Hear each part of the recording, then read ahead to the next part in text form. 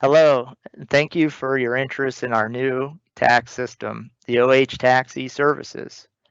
My name is Jonathan Alsway. I'm a tax program executive here with the Ohio Department of Taxation, and I'm serving as the project business sponsor working to replace our individual and school district income tax system. In today's session, I will be providing an overview of our new system along with a demonstration of some of the features we are most excited for our customers to have access to. The project is currently in the development phase, and this webinar is our opportunity to share the progress the team has made and solicit feedback from our end users.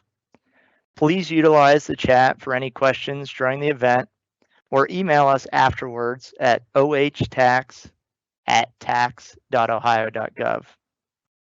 A survey will be sent after the completion of today's session. Your feedback is important and will help us refine the system to best meet our customer needs.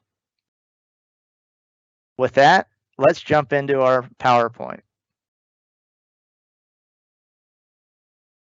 So welcome everybody. Very excited to share our objectives here.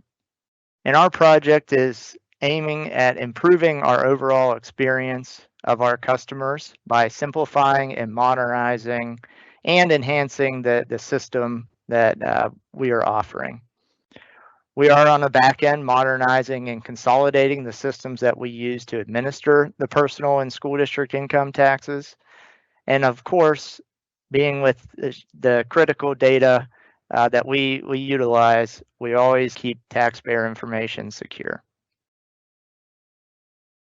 The scope for the project is individual income tax and school district income taxes. And here are some key dates. We started the project last summer and really ramped up the team towards the end of summer in the August timeframe, finishing our definition phase in January of this year. We're now in that development phase and are just getting ready to ramp up our testing. We're aiming to go live September of this year. Another interesting point and something I'm excited about for the project is that conversion line. You'll notice it runs all the way from the definition phase until the go live. Conversion is something that brings data from an old system into the new system and tends to be problematic for a lot of projects. Getting to start this process early on in the project has allowed us to review the data and make sure that we have a smooth transition come go live in September. And first and foremost, we want to make sure our stakeholders are aware of what's happening and some of the great features that will be upcoming. So how do we do that? Well, we've partnered with a local firm to conduct a usability study at the end of April, where we had users come in and actually use the system and provide feedback. We also have stood up a web page, tax.ohio.gov/ohtax, where you can find up-to-date information about the project and again, see some of the important features that you'll be able to utilize. We always encourage you to sign up for our tax alerts. This is our email system that will send important updates for the variety of topics. A new section has been added for OH tax so that you can receive up-to-date information on the topics that are most interesting to you. And finally, we will be offering a webinar in the summer utilizing our Ohio Virtual Tax Academy with more up-to-date information about the system, along with some other great topics. And by the way, you can earn free CPE for attending that.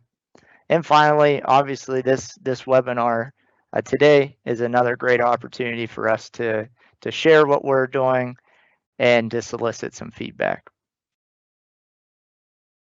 So what type of experience can you expect? Again, we have a lot of features we're excited about. Some are enhancements to the processes that you already utilize on our website, and others will be brand new. First and foremost, we're excited about the taxpayer dashboard, allowing you to get relevant information on in a tile format that will point you to the most pertinent information and important things that you need to deal with the Ohio Department of Taxation. You've not been able to file amended returns on our website before, and so this is a new feature that we're excited to allow those electronic returns to come in free of cost.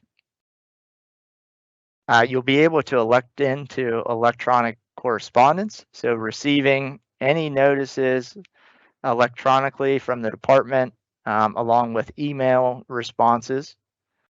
We have a messaging center within the system that you'll be able to correspond with our tax representatives. We have a new digital assistant. His name is Pilot. He will be there to guide you along the system and answer questions you may have, along with some other great features. Lastly, we have a tax preparer access portal, something that we're very excited to roll out and know that has been long desired by our preparer community. If you visit that tax.ohio.gov/OH tax website, one screen or one part of the screen you'll see is the list of features.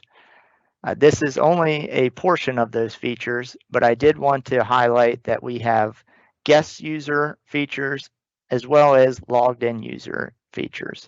So you will be able to interact with the department without signing into our new system, but you will receive additional functions and features once you sign up with the system. Here's a sample of what our current iFile system looks like. This is a system that is available today, that works well, and is utilized by a fair portion of our taxpayer community. However, it is named iFile because it is only available for the individual. It has a dashboard of its own. However, we're really excited to give this a refresh and show you what the new system will look like. So here's an example of an updated view in our new system. And as I pointed out, we have tiles that will be dynamic based on what's most relevant in that account. You also notice an important notifications tab that will keep you up to date with anything that is overdue or any notices that you had received from the department. With that, we're going to move over and take a look at the new system. But one point I wanted to make, and why you see multiple devices on the screen, this system is able to resize and is accessible on any device that you would like to use. So if you have your cell phone and you need to take a picture and upload that, then you're certainly able to do that. You can use your laptop, your computer, your tablet, whatever device is most convenient for you. So let's take a look at the new system. So here's your first look at the OH Tax eServices homepage. You're greeted by our state bird, the cardinal, and we have another cardinal up here to the right that's happy to greet you as well. As mentioned, his name is Pilot, and he's our new digital assistant here to help guide you along in your website journey or help with any tax questions you may have.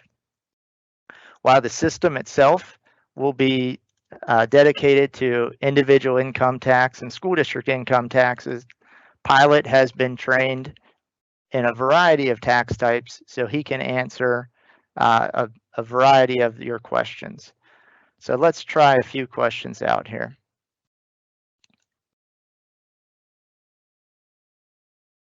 So a common question on the individual income tax is, where's my refund? Pilot is able to provide a response about how to check your refund status, and you'll notice some blue text the line under it indicating that it's a link. These links can be clicked on right from the response screen to open new tabs, and it'll direct you to a page that will provide even more detailed information than what Pilot was able to offer. As mentioned, Pilot is able to answer questions about other tax types as well. So if we put in sales and use tax, Pilot's able to give you a whole lot of information about use tax and sales tax here in Ohio. Again, providing a link for quick access on any additional information that might be relevant. Another type of answer you might see is if we type something that could be related to multiple tax types, such as tax payment. Since Pilot isn't sure which tax type you want to pay, Pilot's able to provide a response directing you to the different payment options related to the tax types that we have. So for individual income tax, you can click here. For our other business taxes, please click here. You may have also noticed that there's a link below this, and it indicates that the answer that we received doesn't make sense. If at any point in time you put in a question and Pilot's answer doesn't make sense, by clicking this link, you will report that issue, and a work task will be created for our staff to review the question that was asked and the response that was given so that we can better train Pilot to be better equipped for the next time that a visitor asks a similar question. One other response type we'll be able to see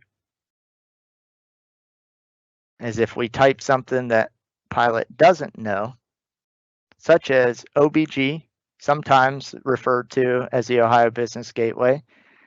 Pilot hasn't learned about the gateway yet, and so he's asking you to rephrase your question and ask that in a different way.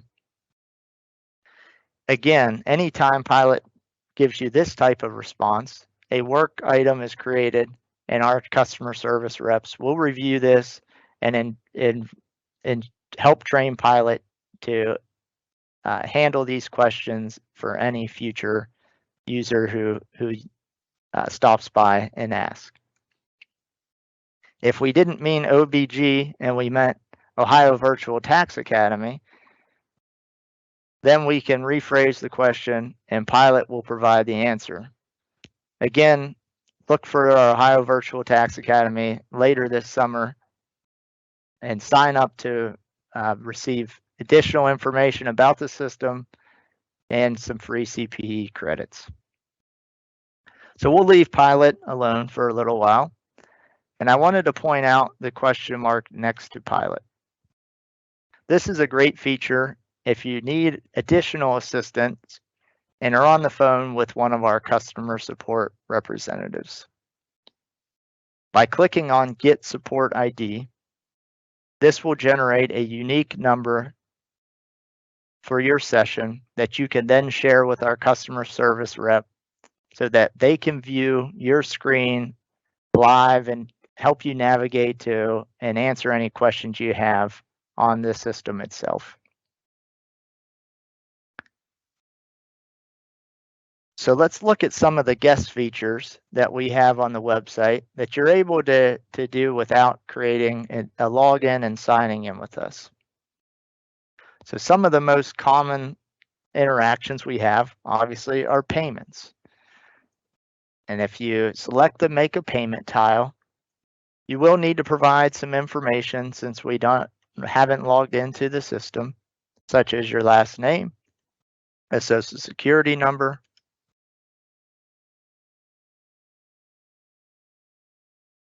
the type of payment that you want to make, and we have 4 payment options here. If you're an extension filer and need to pay by the due date, you would select extension payment. If you're an estimated payment, taxpayer, then estimated payment. If you filed a return and need to pay the balance owed, then return payment. Or if you received a bill or assessment from the department and need to make a payment for that, that would be your fourth option. Today, we're going to make an estimated payment. And we're going to put in our email address, which is just going to be a test email. But this is important because an email will be sent to that address with the confirmation and details of the payment that's being made. As we proceed, we will need to select the tax account that the estimated payment's related to, along with the filing period. Once we indicate those, we then have a couple options on how we want to pay.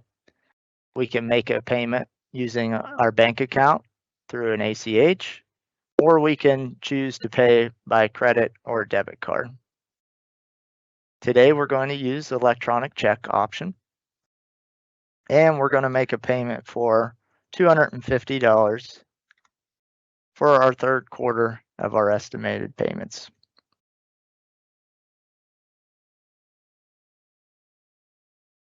We're going to enter our bank information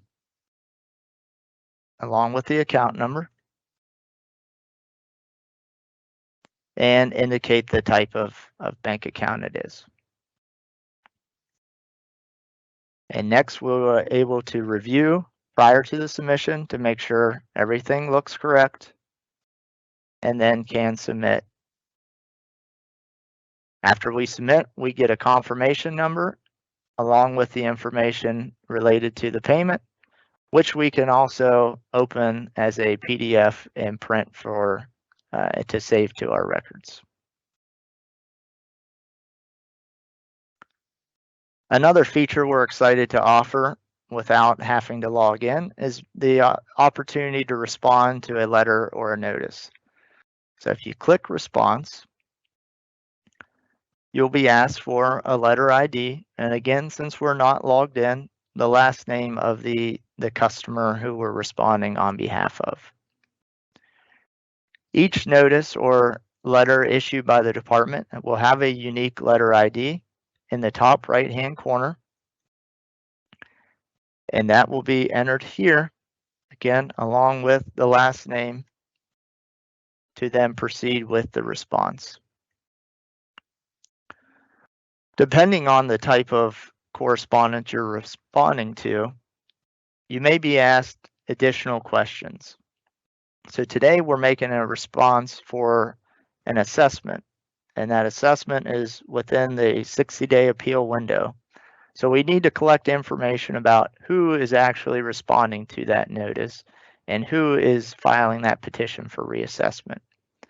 If a preparer was filing this on behalf of a customer, then that information would be required and helpful to ensure the hearing officer or the final determination is issued to the correct person. But today we're going to act as if we're the taxpayer filing our own appeal. Once we indicate that, we'll have the opportunity to attach documents that will be helpful to support our appeal. A quick description and a file that we are going to use. This file is a Word doc. You can also choose to upload PDFs or pictures, JPEGs as well.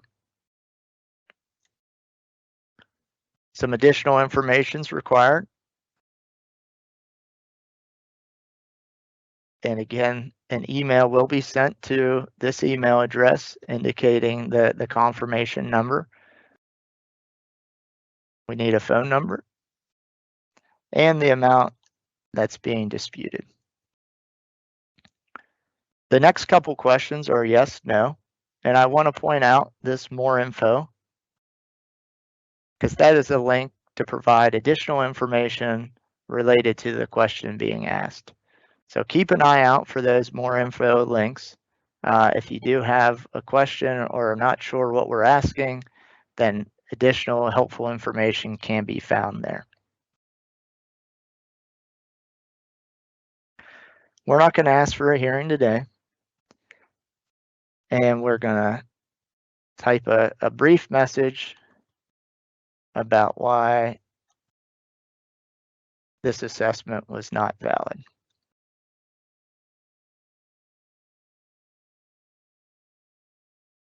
And finally, we get to review once more, make sure that the letter ID and the last name, tax type, and disputed amount are correct. And then we do need to verify that we are authorized to submit this. And finally, we're brought to the confirmation page. While we'll have that confirmation code in our email, this is important to keep in the event that we need to come back and check on the status of that submission. And this is also a feature you can do right here on the website without logging in. So if you scroll down a little ways to submissions and click find a submission, you'll need that email address and the confirmation code, and you'll be taken to a page to view the status of that submission. So we can see that we responded to correspondence, and it's currently still in a submitted status since we only did that just a few moments ago. We can use the homepage header and the logo here to always return to the home page. And with that, let's log in and see what it looks like. So you can utilize your existing OHID to access your OH tax account. So if you've signed up for the department's online notice response service, or if you're a user of the Ohio Business Gateway, or interact with some of the other state agencies currently using OHID, then you'll be able to use the same username and password to access OH tax. So you'll come to a landing page that you're likely familiar with if you already have an OHID, and you'll enter your same username and password you use for those other sites and click login. At this point, we will be asked for additional information. As we mentioned, keeping taxpayer data secure is of the utmost importance, and so we are requiring multi-factor authentication to get into the system. You will be required to have 2 multi-factor authentication options. Today, this account has an email and a text message option available. And this is to ensure if you lose access to one of those, then you can still access your account. So we're going to send a code to the email, and we're going to grab our passcode and plug it in.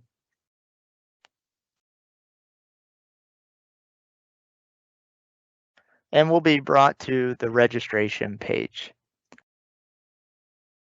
Since OH Tax is utilizing OHID, and that's new here at the Ohio Department of Taxation, every person will need to go through the registration the first time that they enter OH Tax to identify why they're accessing the system and what account information that they're going to need to have access to.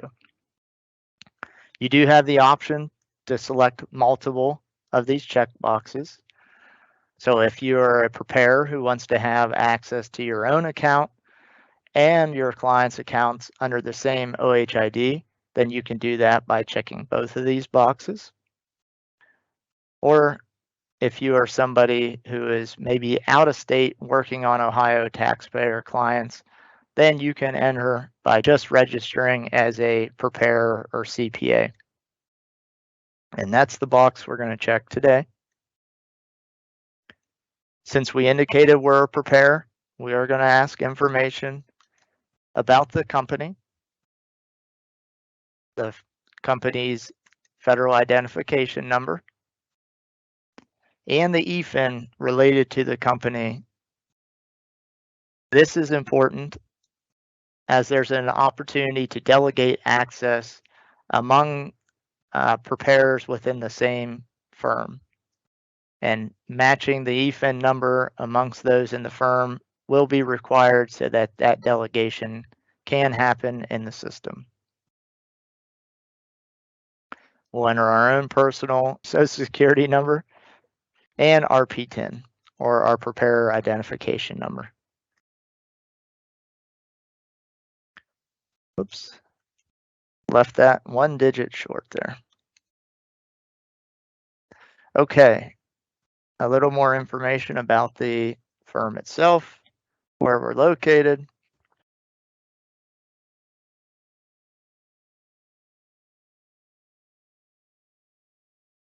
And verify that address with the USPS. And we get an opportunity to review and make sure everything looks correct. Again, please verify that the EFIN is the company EFIN and not a personal one. And click submit. And that's it. You now received your confirmation number, and you're able to utilize your OHID username and password to log in. Okay, now we're back on the home page, and we're going to sign in with a preparer who already has access to some clients in the system.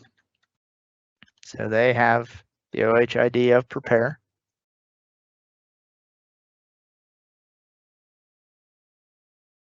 And again, we're going to require a multi-factor authentication to allow them to access the system. Again, an email and a text option is available. We'll use the text message option this time. And enter the code. And here we're landed on our preparer homepage. And the first thing you'll see is the clients that the preparer has access to. As that list grows, we do have a handy filter feature here that allows you to filter on really any information you see. So if you knew the address of somebody or maybe multiple clients, you could type in the address or part of the address and hit enter. Or you can utilize the name or part of the name and filter that way as well. Something else you might notice is a red circle with the number 1 next to John Doe and Susan Jones, and that's corresponding red circle with a number 2 up here by important notifications. So those circles with the numbers are there to indicate that some sort of information has been shared or some action needs to be taken on those accounts. So we'll look at that in just a second. But I did want to also point out the handy feature to add favorites. So if you are working on John Doe's account and maybe somebody else in your firm works on Susan Jones, then you can click the favorites link and have any of those clients show up under your favorites tab here. If somebody else will be taking that client on in the future, it's just as easy to remove that with a click. So as we progress through the tabs here, as I mentioned, important notifications is a great place to see a consolidated list of actions or activity that's occurred on the client's accounts that you have access to. So we can see John Doe has 1 unread letter and Susan Jones has 2 unread letters. We can go back and click on the client account itself, or we can jump right to those letters from here by clicking on the hyperlink.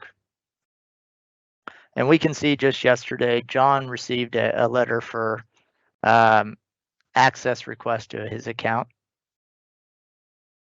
And that's not something we need to take action on. just now, so we will go back.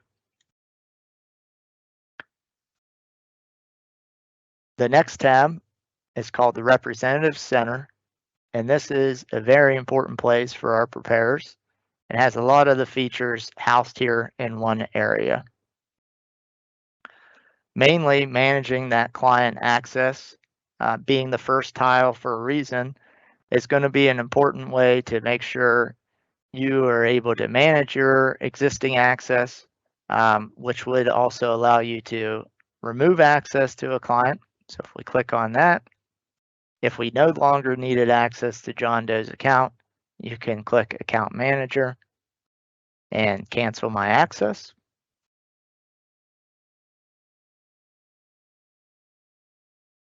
And we can see now we only have access to Susan Jones.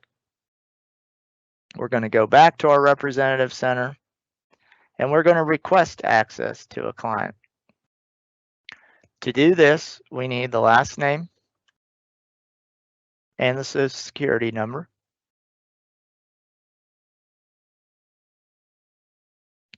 And this checkbox will indicate if the client will allow you to delegate that access to other preparers within your organization.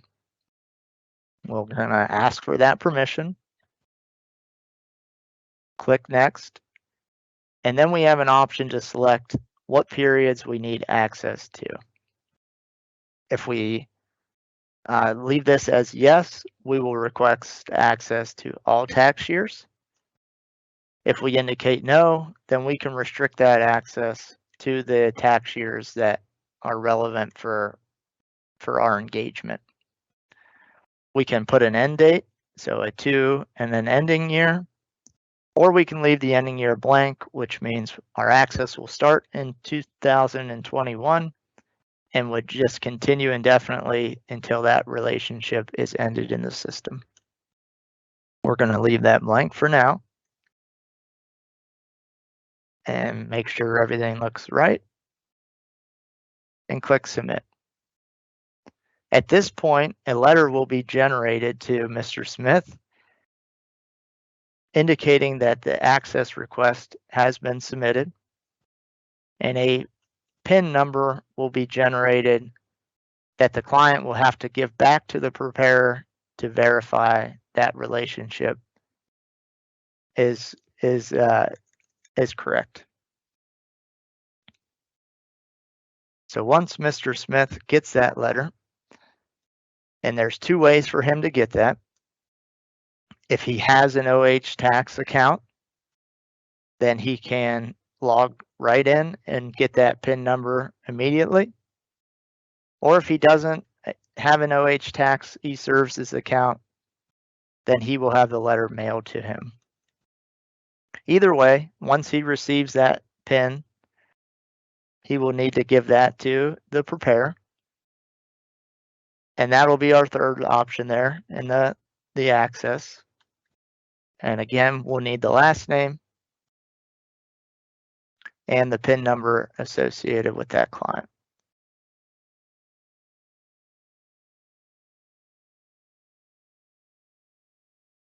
Once we verify that, we can use our logo to get back to the home page, and you can now see that we have access to David Smith and Susan Jones' account. David Smith has a 2 next to his name, and again, our important notification now shows 3. So let's take a look at what's going on there. Jumping back to that important notifications tab, we can see David Smith has a myriad of unread letters, and he actually has a balance due as well for a period that's under appeal. So let's go back to our home page and drill down a little further. So if we click on the name of the client, we'll be taken to that home page tile view that we looked at earlier in the presentation. And quickly pointing out some of the information that's here in front of us for David Smith, we can see that he has filed his return for the most current year, that his account for the individual income tax has a balance of $1,425.82. And we can see that he has some payments and credit carry forwards for the 2023 tax year. I know verifying that this information about what estimated payments have been made is important and something that preparers spend time doing, because what they tell you, what the clients tell you they made, doesn't always match up in the system. So being able to verify that before filing your return, we know will be handy. So let's go ahead and make a payment for our balance due.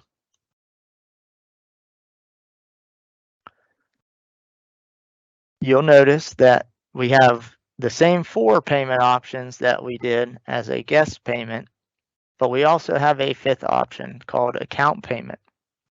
By selecting this will allow us to make one payment for all outstanding balances owed, regardless of how many periods that balances are related to. So one payment can be made to satisfy multiple debts. In this instance, we'll be making one payment to satisfy 2 separate periods. So we have our same options on how we want to pay. We're going to continue with our ACH payment method. And you can see that the amount is pre-populated for us based on the account balance. That can be modified if you don't want to pay the balance in full. Today we will, and we will confirm that is the amount we want to pay. We're going to enter our routing number and account number. Indicate the bank account type. And we have an additional question here at the bottom if we want to be able to save this for future use. Since we're logged in, we're able to do that, and this information will be saved to the profile that is logged in. So to our preparer profile, we can name this David Smith payment and can utilize this for any future payments we need to make on behalf of client David Smith. We click next, confirm everything looks right, and submit. And you'll get your confirmation, again, able to be printed and kept for retained for records. So once we complete the payment and return to the dashboard, you can see the balance has now been updated to reflect the payment made. Since the payment was made through OH Tax, the balance is updated immediately, even though the payment has not yet processed. And you'll notice we now have 2 green sections indicating that both of these are in good standings. We have the return for the most current tax year has been filed, and we no longer have a balance owed. So next, let's explore the additional services tab and view some of our outstanding letters and notices. We would highly encourage users to opt into receiving their notices electronically, as it is the fastest and most secure way to receive those notices. Again, you will receive an email when a new notice is available, prompting you to log in to view those. However, even if your client elects not to opt in, you can, as a preparer, still come in and view any of those notices here on OH Tax. So once we find the notice we're looking for, today a notice of assessment, we can simply click on that to open that in a new tab in a PDF format. So once the PDF is generated, we can review the assessment and ensure we understand why it was issued. And if we need to respond to the department on behalf of our client, then we can simply copy the letter ID from the top right-hand corner of the notice, another advantage of viewing it electronically, and return back to our additional services page and click on respond to a letter or a notice. In doing so, we can paste that letter ID. If the paste doesn't work, again, the assessment's in another tab, so you can quickly refer back to that. Click Next to proceed. And we're prompted to a similar page we saw when we uploaded through our guest feature as well. We have the opportunity to add an attachment. And for this example, let's say we have an additional W-2 that we needed to submit. And since this was an assessment that's able to be appealed, we're going to put in our disputed amount, answer a couple more questions, and then indicate why we're responding.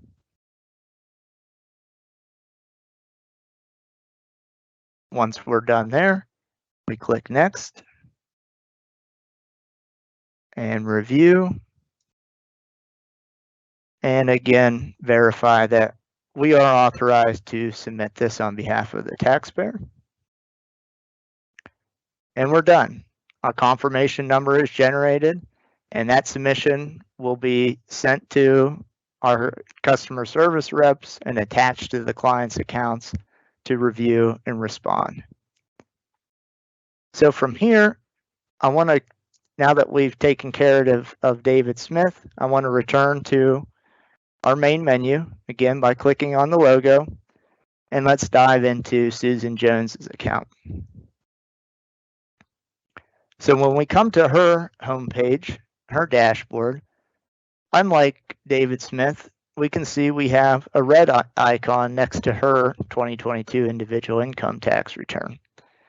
And that's because we haven't yet received that return, which was due April 18th.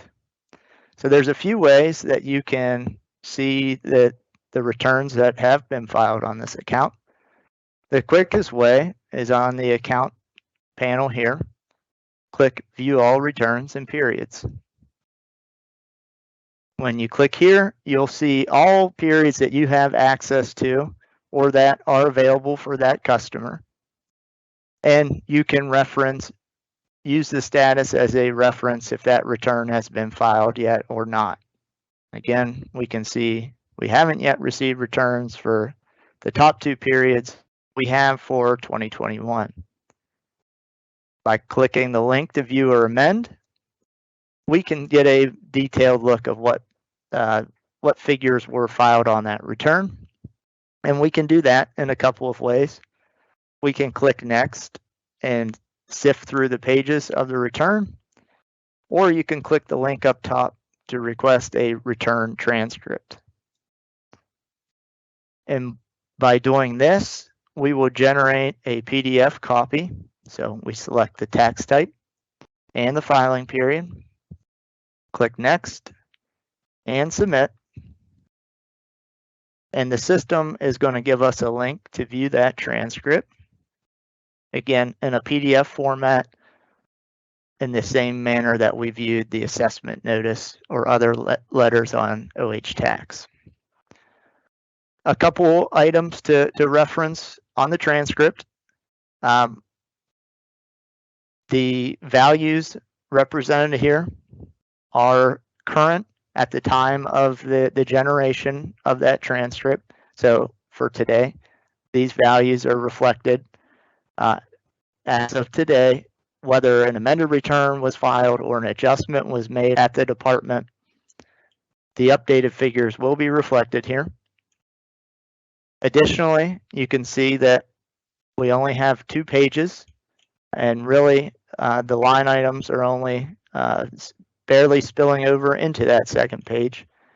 If you're familiar with the Ohio return, it's longer than 4 pages, but the return transcript is built to dynamically generate only the line items that are relevant to the return to get us to the end result of that return.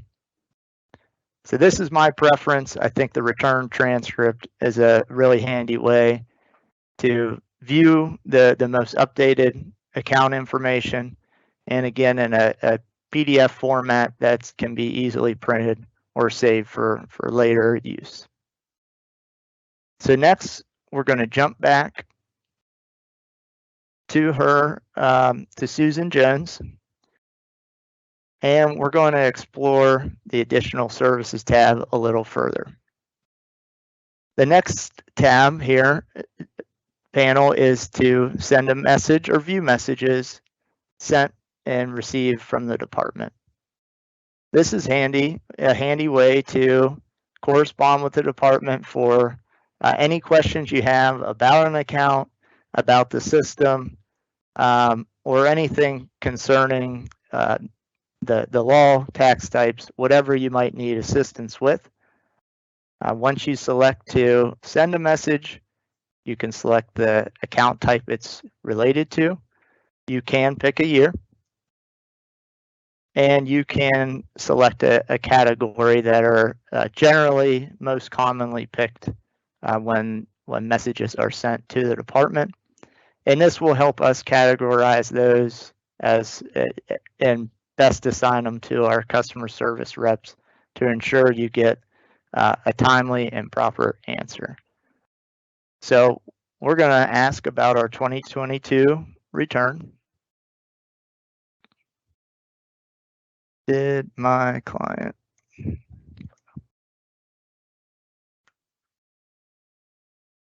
and we have a free form box to type our message. Once we're satisfied, we can submit, and you'll receive your confirmation that the message has been sent. And we can confirm that if we come back to the additional services tab, click view messages. Any messages that you have sent will appear in your outbox.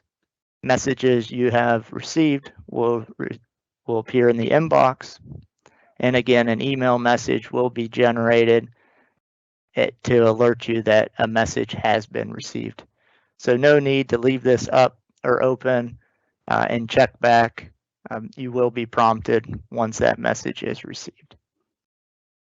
Jumping back to additional services, and the last tile we're going to look at is the payments and returns tile. And if you can recall, we made a third quarter estimated payment from the guest option earlier and scheduled that to be withdrawn on that third quarter due date in September. And looking at scheduled payments here on this tab, we can see that our client also has scheduled a $200 payment to come out on October 1st. Knowing that that's past the due date and knowing that we've submitted the payment and scheduled that for the correct amount on the third quarter due date, we no longer need that payment and can quickly manage and cancel that by clicking the link right from this tile. So clicking that link, you get a chance to review and make sure you selected the right one. Click submit, and you get your confirmation that that has been canceled. Again, we can verify that after hitting OK, that we now only see one scheduled payment. With that, we're going to jump back to our home page and to the Representative Center to talk about delegating access.